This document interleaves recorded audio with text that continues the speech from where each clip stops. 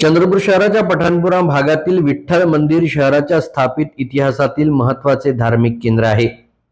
आषाढी एकादशीच्या निमित्तानं चंद्रपूरचे ऐतिहासिक विठ्ठल रुक्मिणी मंदिर भाविकांच्या गर्दीनं फुलून गेले। मंदिर परिसरात वर्षभर विविध धार्मिक कार्यक्रम, कीर्तन, भजन व उत्सव आयोजित केले जातात। दरवर्षी आषाढी व कार्तिकी एकादशीच्या निमित्तानं मंदिरातून रथयात्रा काढण्यात येते। हा रथ संपूर्ण शहरातून मार्गक्रमण करतो। हजारो भाविक मोठ्या श्रद्धेने यात सहभागी होतात। ही परंपरा शेकडो वर्षांपासून अखंडितपणे सुरू आहे। शहराच्या सांस्कृतिक जीवनाचा हा एक अविभाज्य भाग बनली आहे। दरवर्षी भाविकांची संख्या लक्षणीयरीत्या वाढत आहे। उत्सव काळात कायदा सुव्यवस्था, स्वच्छता, पाणी पुरवठा व इतर मूलभूत सुविधांची आवश्यकता भासते। म्हणूनच मंदिराला ब वर्ग दर्जा मिळावा यासाठी आमदार सुधीर मुनगंटीवार यांच्या प्रयत्नातून शासन स्तरावर मागणी केली जात आहे। हे झाल्यास आर्थिक व प्रशासकीय सहाय्य उपलब्ध होऊन चांगली कामं अधिक सक्षमपणे करता येणार आहेत। मंदिर फार प्राचीन असून 300-400 वर्षापूर्वीचा याला इतिहास आहे आणि दरवर्षी इथं आषाढी उत्सव आणि कार्तिक उत्सव साजरा होत असतो।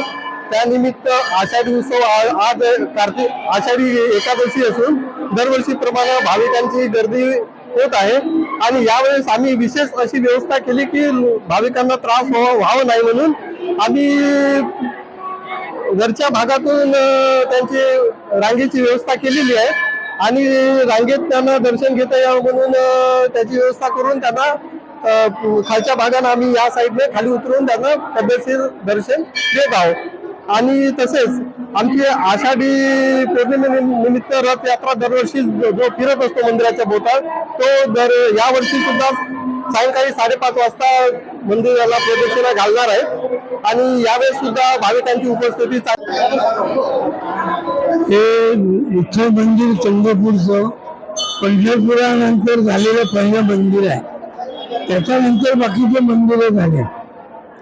ज्ञानेश्वर तुकारामाचं जुनं आहे पण नुसतं विठ्ठल मंदिर म्हणून हे पहिलं आहे पंढरपूर नंतर। याचं महत्व तेवढंच आहे। असं म्हणतात, मी पंढरपूरला गेलो होतो 4 वर्षापूर्वी, ते म्हणाले तुम्ही इथे येऊ नका, तुम्ही याची गरज नाही। विठोबा एकादशीला पंढरपुरात आहे, पौर्णिमेला चंद्रपुरात आहे। त्यामुळे मग तेव्हापासून मग पंढरपूरला जाणं सोडलं। साधारण हेमाडपंथी मंदिर हे जवळजवळ 500 वर्षापूर्वी झालेलं आहे, पण आता खरं सभामंडप वगैरे हे 1735 मध्ये सभामंडप वगैरे झाला। आता महाराष्ट्र शासनाने याला बी वर्ग द्यायचं मंजूर केलेलं आहे। पत्र मिळायचं आहे। आमदार सुधीर मुनगंटीवार त्यांनी सगळी मेहनत केली आणि याला बी वर्ग मिळाल्यानंतर विकासासाठी पैसा 50% पैसा सरकार देईल।